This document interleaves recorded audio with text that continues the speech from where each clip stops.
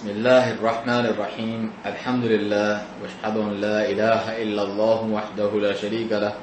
واشهد ان محمدا عبده ورسوله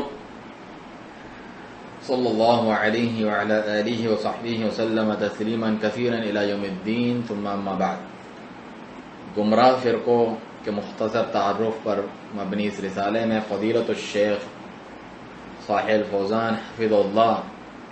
شیعہ فرقے روافض کا رافضہ کا تعارف کرواتے ہوئے فرماتے ہیں، الشیعہ وہ ہیں جو اہل بیت کے لیے تشیع اختیار کرتے ہیں کہ ہم ان کے گروہ میں سے ہیں، اور التشیع کا اصل معنی ہے اتباع و مناصرت، پیروی کرنا، نصرت و حمایت کرنا، جیسا کہ سورہ صافات آیت 83 میں ہے وَإِنَّ مِن شِيَعَتِهِ لَإِبْرَاهِيمَ، اور بے شک ان کے گروہ میں سے ابراہیم بھی تھے، یعنی نبیوں کے، نوح علیہ السلام کے، یعنی ان کے متبعین اور ان کے طریقے کی حمایتیوں میں سے ابراہیم علیہ السلام بھی تھے، کیونکہ جب اللہ تعالیٰ نے نوح علیہ السلام کا قصہ بیان فرمایا تو پھر اس کے بعد فرمایا وَإِنَّ مِن شِيَعَتِهِ لَإِبْرَاهِيمَ، اور بے شک ان کے گروہ میں سے یقیناً ابراہیم بھی تھے. بس التشیع کا اصل معنی اتباع و مناصرت ہے. پھر بعد میں اس کا اطلاق اس رافضی فرقے پہ ہونے لگا جو اپنے گمان میں اہل بیت کی اتباع کرتے ہیں. اس کی تعلیق میں ہے کہ شیخ الاسلام امام ابن تیمیہ رحمہ اللہ فرماتے ہیں رافضہ نام کی حقیقت یہ ہے کہ زید بن علی رحمہ اللہ کے دور خروج میں شیعہ زیدیہ اور رافضہ میں تقسیم ہو گئے. وہ اس طرح کہ جب شیعہ نے زید سے ابو بکر و عمر رضی اللہ عنہما کے بارے میں پوچھا تو انہوں نے ان کے بارے میں رحم دلانہ بات کی، جس پر ایک گروہ نے انکار کیا تو زید نے کہا رفضتمونی، تم نے مجھے رفض یعنی انکار کیا، لہذا ان کے ابو بکر و عمر رضی اللہ عنہما کے بارے میں اچھے خیالات کا انکار کرنے والے رافضی کہلائے، اور جنہوں نے انکار نہیں کیا وہ زیدی کہلائے. منہاج السنہ میں آپ دیکھ سکتے ہیں اس کا حوالہ. شیخ فرماتے ہیں آگے کہ اہل بیت سے مراد ان کے ہاں علی بن ابی طالب رضی اللہ عنہ اور آپ کی اولاد ہیں،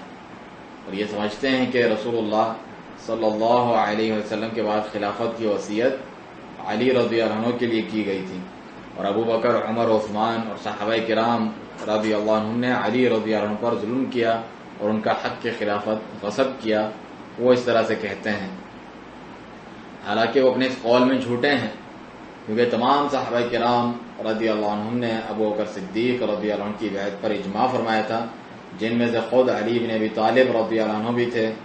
کہ جنہوں نے خود ابو بکر، عمر اور عثمان رضی اللہ عنہم کی بیعت کی. اس کا معنی تو یہ ہے کہ شیعہ خود علی رضی اللہ عنہ کو نعوذ باللہ خائن قرار دینا چاہتے ہیں. اس کے علاوہ وہ سوائے چند ایک کے تمام صحابہ کی تکفیر کرتے ہیں، اور ابو بکر، عمر رضی اللہ عنہما پر تو خصوصاً لعن طعن کرتے ہیں، اور انہیں صنمی قریش کے 2 بت تک کا لقب دیتے ہیں. ان کے مذہب میں سے یہ بھی ہے کہ وہ ائمہ اہل بیت کے تعلق سے غلو کرتے ہیں، اور انہیں شریعت سازی اور احکام کو منسوخ کرنے تک کا حق تفویض کرتے ہیں، اور قرآن کریم کے متعلق گمان کرتے ہیں کہ اس میں تحریف اور نقص ہے. یہاں تک کہ انہوں نے اپنے ائمہ کو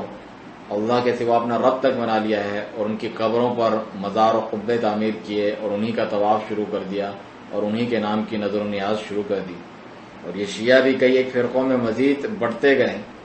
بعض ان میں سے بعض سے گمراہی میں ہلکے ہیں، اور بعض سے گمراہی میں بڑھ کر ہیں. ان میں سے زیدیہ ہیں اور رافضہ اثنا عشریہ بھی ہیں. اسی طرح سے الاسماعیلیہ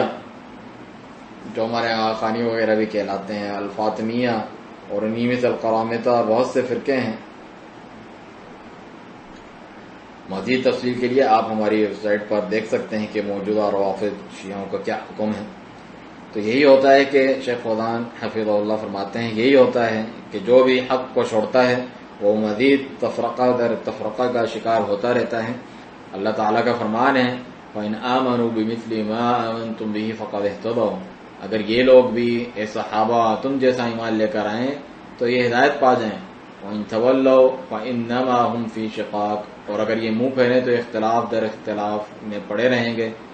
فَسَيَكْفِيكَهُمُ اللَّهُ، بس تمہیں تو ان کے مقابلے میں اللہ تعالیٰ ہی کافی ہے. وَهُوَ السَّمِيعُ الْعَلِيمُ، اور وہ سننے والا جاننے والا ہے۔ سورۃ البقرہ آیت 137۔ تو جو حق کو چھوڑتے ہیں تو باطل، کجروی اور تفرقے میں مبتلا ہو جاتے ہیں اور کسی نتیجے پر نہیں پہنچتے، کسی نتیجے پر نہیں پہنچ پاتے بلکہ خسارہ ہی پاتے ہیں، الیعاذ باللہ۔ اسی لیے شیعہ بہت سی ٹولیوں اور فرقوں میں تقسیم ہو گئے ہیں، اسی طرح سے قدریہ بھی جو تقدیر کے منکرین تھے، اور خوارج بھی کئی فرقوں میں، جیسے الازارقہ، الحروریہ، نجداد، الصفریہ، العبادیہ، ان میں سے کچھ بہت غالی ہیں اور کچھ ان سے کم ہیں۔ کی تعلیق میں العبادیہ کے تعلق سے شیخ البانی رحمہ اللہ فرماتے ہیں العبادیہ اب بھی عمان میں پائے جاتے ہیں، بلکہ یہی ان کا سرکاری مذہب ہے، اور یہ کہتے تو ہیں کہ ہم خوارج نہیں مگر ان کے عقائد وہی خوارج والے ہیں۔ آپ اس کے لیے فتنہ تکفیر کتاب شیخ البانی رحمہ اللہ کی دیکھ سکتے ہیں جو ہم نے شائع کیے ہیں۔ وسبحانک اللہم وبحمدک، اشہد ان لا الہ الا انت، استغفرک واتوب الیک۔